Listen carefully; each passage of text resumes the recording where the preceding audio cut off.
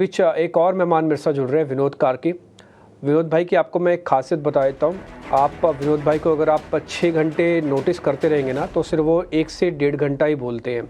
लेकिन जब वो बोलते हैं तो कम से कम आप सिर्फ उनको सुनते ही रहेंगे, क्योंकि उनकी इंटेलिजेंस और उनकी जो कैलकुलेशंस है, उनकी जो फैक्ट फाइंडिंग है, वो बहुत ही शानदार है, एक्सट्रीम है। जैसे ज्वेलर होता है ना, बिल्कुल बारीक नज़र से देखता है कुछ मार्केट्स के डाटा को, मार्केट्स को, विनोद भाई वैसे ही देखते हैं। विनोद भाई बहुत बहुत शुक्रिया, first of all thank you very much, आपने हमारे लिए समय निकाला। ये आपकी जो बारीक नज़र है मार्केट्स को पहचानने की, कैलकुलेट करने की, ज़रा उसी की हेल्प लेते हुए हम आपसे ये जानना चाहते हैं कि ओवरऑल मार्केट के डायरेक्शन क्या है सर। हम ये बाइंग ऑन डिप्स वाले मार्केट्स के अंदर हैं, हम एक लंबे कंसोलिडेशन वाले मार्केट्स के अंदर जा रहे हैं, या फिर हमको थोड़ा और समय लगेगा अपना बॉटम ढूंढने में? अभी फिलहाल तो धन्यवाद क्योंकि इतना for those kind words. Thank you. ये जो अभी फिलहाल तो जो है मार्केट थैंक यू। में यूएस इलेक्शन छाया हुआ है, आप देखेंगे कि क्या होगा। तो उसमें दो चार चीजें बहुत इंपॉर्टेंट हैं। जो इंडिया अभी जो करंट डायरेक्शन चल रहा था उसको वो थोड़ा हिला सकता है यहाँ वहाँ। बिकॉज अगर जैसे कमला हैरिस जीतती है तो वो जो पॉलिसी अभी तक चल रही थी वो चलेगी, लेकिन अगर ट्रम्प आते हैं तो वो उनकी पॉलिसी रेडिकली डिफरेंट है। तो उससे कुछ चीजें चेंज होंगी जिससे हमारे मार्केट को ही फर्क पड़ेगा। फॉर एग्जांपल, जो ट्रम्प की पॉलिसीज हैं वो थोड़ी इन्फ्लेशनरी हैं कि भाई जो जैसे टैरिफ बढ़ाना है या टैक्स कट्स देना है, उनका फिस्कल डेफिसिट बढ़ने का उनका ट्रैक रिकॉर्ड रहा है उनके दौरान। तो आप देखेंगे कि पिछली बार भी ऐसी हुआ था कि जो उनके उसके जब प्रेसिडेंसी थी तो फिस्कल डेफिसिट बढ़ता गया और इन्फ्लेशन भी बढ़ा, इंटरेस्ट रेट भी बढ़ी और डॉलर भी वीक रहा एक्चुअली। शुरू में जो बड़ा थोड़ा एक्साइटमेंट था, लेकिन बाद में उसके नेक्स्ट ईयर काफी जोर से डॉलर इंडेक्स गिरा था। तो इससे ये सब चीजों से थोड़ा सा फर्क पड़ेगा इंडिया में। बिकॉज अभी तक हमको लग रहा था कि ये रेट कट साइकिल बहुत जोर से मतलब शुरू हो जाएगी अच्छे से, तो उस पे शायद पॉज लग सकता है। आप देखेंगे बॉन्ड यील्ड जो यूएस की है वो एक ही महीने में, मतलब सितंबर में 3.6 जो था, वो आज मैं जब देख रहा था, वो जब इनकी खबर आ रही कि जीत जाएंगे शायद, तो वो करीब करीब 4.4, मतलब 80 बेसिस पॉइंट बढ़ चुका है ऑलरेडी। तो इससे क्या है कि उससे थोड़ा मतलब फर्क पड़ेगा ओवरऑल। जैसे बैंक्स की निम्स की बात कर रहे थे कि निम्स कॉन्ट्रैक्शन होगा क्योंकि इंटरेस्ट रेट कट करने का साइकिल है शायद, अब उसमें शायद वो चेंज हो जाएगा थोड़ा सोचने का तरीका।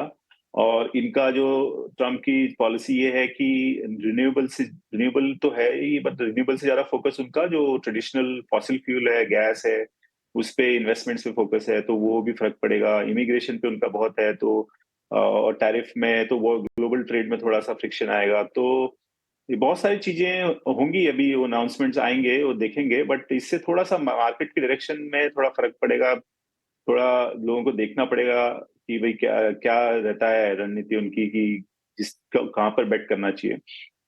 सो बट मोर और लेस जैसे आपने कहा, हमको भी लग रहा था कि ये मार्केट में मेल्ट अप हो रहा था स्टॉक प्राइसेस। तो वो उसमें वो रिस्क है मार्केट के लिए, बिकॉज मेल्ट अप हो गया तो आप बबल टेरिटरी में चले जाते हो। तो दिस इज नाइस, बढ़िया सा एक कंसोलिडेशन हो रहा है जिससे मार्केट रिलेटिवली थोड़ा थोड़ा थोड़ा रीजनेबल वैल्यूएशन पे आ रहा है। अभी तो है टाइम और, लेकिन अगर इस दौरान ये पॉलिसीज के अनसर्टेनिटी के चक्कर में अगर मार्केट और कंसोलिडेट होता है फ्यू मंथ्स, तो अच्छी बात है। और मोर और लेस मुझे ये लग रहा है कि मार्केट बाय ऑन डिप्स वाला ही है अभी फिलहाल। तो एक 10-1% करेक्शन जो आसपास हो जाए तो आई थिंक वहां से मार्केट समझ सकता है। फिलहाल बाय ऑन डिप्स की रणनीति है। विनोद जी, बहुत बहुत स्वागत है आपका। सृष्टि बात कर रही हूँ। देखिए, अगर हम डोमेस्टिक मार्केट्स की बात करें तो यहाँ पे हाल फिलहाल अर्निंग से भी बहुत ज़्यादा सपोर्ट नहीं मिला है, क्योंकि एक पूरा समय था जहाँ पे हमने ढेर सारे अर्निंग्स अपग्रेड्स भी देखे, पर इस बार Q2 के अर्निंग्स बहुत ज़्यादा एक्साइटिंग नहीं रहे हैं। पर इसी सेगमेंट इसी पूरे अर्निंग सीजन के बीच में कोई सिल्वर लाइनिंग आपके तौर पे उभरती हुई नजर आ रही है? कोई सेक्टर जो कि आपको लगता है यहाँ पर बाय ऑन डिप्स की रणनीति अपनानी चाहिए? सृष्टि देखिए, इसमें हमने एक्चुअली एक्सटेंसिवली लिखा भी था कि हुआ क्या है, ये जो फर्स्ट हाफ है इस साल का, उसमें कुछ चीजें ऐसी हुई हैं जो कई सालों से उल्टा हो रहा था। कि जैसे फॉर एग्जांपल गवर्नमेंट, ये जो मोदी गवर्नमेंट की जो रणनीति रही है कि पहला फर्स्ट हाफ में जम के कैपेक्स कर दें। जैसे ही बजट होता है फरवरी, उसके बाद उनकी रणनीति ये होती है कि फर्स्ट हाफ में ज्यादा फ्रंट लोडिंग जिसको कहते हैं, फ्रंट लोडिंग कर दो इन्वेस्टमेंट्स को, और फिर धीरे धीरे वो कम होता था जैसे सेकेंड हाफ में जाके। इस साल क्या हुआ है कि इलेक्शन हुआ था फर्स्ट क्वार्टर में, तो बट वो फ्रंट लोडिंग के बजाय वो बहुत ज्यादा नीचे था वो बेसिकली। तो बिकॉज जनरल इलेक्शंस थे, आप नहीं कर सकते स्पेंड, कॉर्पोरेट्स भी स्पेंड नहीं कर सकते। उसके बाद क्या हुआ कि बहुत सारी ये जो बारिश हुई है बहुत ज्यादा हुई है, और बहुत सारे स्टेट्स में, 5-6 स्टेट्स में जम के फ्लड्स हुए हैं। और फिर सितंबर अक्टूबर में क्या हुआ है कि आपका अनसीजनल रेन्स, जब हार्वेस्टिंग होता है, जो खरीफ क्रॉप की हार्वेस्टिंग सितंबर एंड अक्टूबर में होती, तब भी बारिश जारी थी। और उसके अलावा क्या हुआ, एक सीजनैलिटी ये आई है कि जो पितृपक्ष होता है वो सितंबर के एंड में आया इस बार। पिछले साल वो अक्टूबर में आया था, तो वो Q3 में दिखेगा। तो Q3 में लो बेस होगा, इस साल का जो Q3 होगा वो हायर होगा। तो इस तरह की चीजें आपको दिखेंगे आगे को। अभी दिख रहा है, जैसे मैन्युफैक्चरिंग PMI आया, वो थोड़ा स्ट्रांग आया, थोड़ा ऑटो में भी ठीक ठाक नंबर आए हैं। हाउस बुकिंग्स थी वो थोड़ी वीक जो थी पितृपक्ष में, वो बढ़ने लग गई हैं। तो ये जो सीजनैलिटी आई है इस बार, वो फर्स्ट हाफ से सेकेंड हाफ में डिमांड जो शिफ्ट हुई है, उस वो जो फर्स्ट हाफ की जो सीजनल वीकनेस है, उसको लोग थोड़ा एक्स्ट्रापोलेट कर रहे हैं कि भाई ये अर्निंग्स शायद स्ट्रक्चरली नीचे चला गया है। तो उसको थोड़ा सा टाइम दीजिए। मेरे ख्याल से 2-4 महीने में अगर ये नहीं पिक करता है, तब जाके हम कंक्लूड कर सकते हैं कि स्ट्रक्चरली डाउन है। अभी तो क्या हुआ है, मेरे को लग रहा है कि डिमांड फर्स्ट हाफ से सेकेंड हाफ में शिफ्ट होगी। तो मैं उसको ज्यादा वो नहीं दे रहा हूँ वेट। अभी फिलहाल जो रिजल्ट्स में थोड़ी बहुत वीकनेस आई है, जो रीजंस हैं उसके लिए, उसको एक्सप्लेन करने के लिए। मानसी, दिस साइड तिमाही नतीजों को आप मैग्नीफाइंग ग्लास से देखने के लिए जाने जाते हैं, और ये अभी अभी आपने बताया नतीजों पर अपना वर्डिक्ट ऑफ कोर्स डिटेल में आपने बताया, लेकिन which part of the market you are really positively surprised about, particularly earnings quality की ही अगर बात करें, यहाँ से कौन से सेक्टर्स हैं आपके रेडार पर, कहाँ पर आप पॉजिटिव नजरिया रख रहे थे and now even more positive? तो जैसे मैंने कहा कि बैंकिंग हमको लग रहा था कि एक तो वैल्यू कंफर्ट है उसमें, और जो ट्रम्प पॉलिसी के वजह से अगर इंटरेस्ट रेट्स हायर रहते हैं तो निम कंप्रेशन वाला लॉजिक जो बीच में चल रहा था कि बैंक्स में चलो क्रेडिट ग्रोथ तो ठीक ठाक है लेकिन निम कंप्रेस होगी, वो वाला एक आर्ग्यूमेंट हट जाएगा मेरे हिसाब से। तो दैट विल बी पॉजिटिव। आप देख सकते हैं बैंक्स जैसे SBI या कुछ स्टॉक्स आप देखिए, वो ये पूरे जब ये सेल ऑफ हुआ है, एक्चुअली वो they have held on pretty well. अब ज्यादा से ज्यादा सेलिंग एक्चुअली जो कंज्यूमर लेंडिंग टाइप की बैंक्स हैं या कंज्यूमर लेंडिंग फाइनेंशियल कंपनीज हैं, वो उनमें ज्यादा, बिकॉज अनसिक्योर्ड लेंडिंग का इश्यूज जो है उसमें ज्यादा हुआ है। और आपका कंजम्पशन में काफी बिग वाली जो FIS की हुई है उसमें ज्यादा हुई है।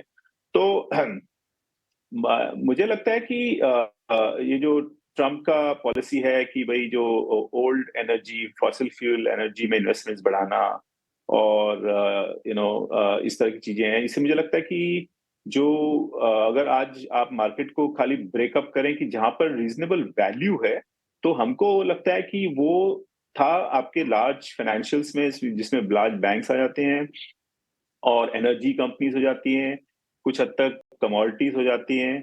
यहाँ पर रीजनेबल वैल्यू था, और जो हाई वैल्यूएशंस वाले एरियाज थी, बट वहां पर थोड़ा मतलब कुछ हद तक ग्रोथ है, और उसमें सम एक्सटेंट डिस्क्रिशनरी कंजम्पशन वो है बेसिकली। तो आई थिंक ये 3-4 स्पेस जैसे मैंने बताया, लार्ज फाइनेंशियल्स, एनर्जी, मेटल्स, और ये आपके कुछ हद तक डिस्क्रिशनरी कंजम्पशन और इंडस्ट्रियल्स, जहां पर ग्रोथ बरकरार है, मतलब ग्रोथ में कोई डिसअपॉइंटमेंट नहीं आ रही, भले ही वो थोड़े महंगे हैं। तो ये पॉकेट्स आई थिंक में थोड़ा बहुत फ्लेयर दिख रहा है अभी भी। गुड टेक और अवेज सेकेंड हाफ विनोद। में अगर ये जैसे मैंने कहा स्टैटिस्टिकल ट्रेंड रिवर्सल होता है कि फ्रंट एंड से बैक एंड हो जाती है डिमांड, जी तो आपको इन सेक्टर्स में और स्ट्रेंथ दिखेगी। बिल्कुल विनोद, बहुत शुक्रिया आपका हमारे साथ जुड़ने के लिए, बाजार पर आपका ओवरऑल आउटलुक और साथ ही सेक्टर स्पेसिफिक अपनी राय हमारे बीच रखने के लिए। Have a nice day to you.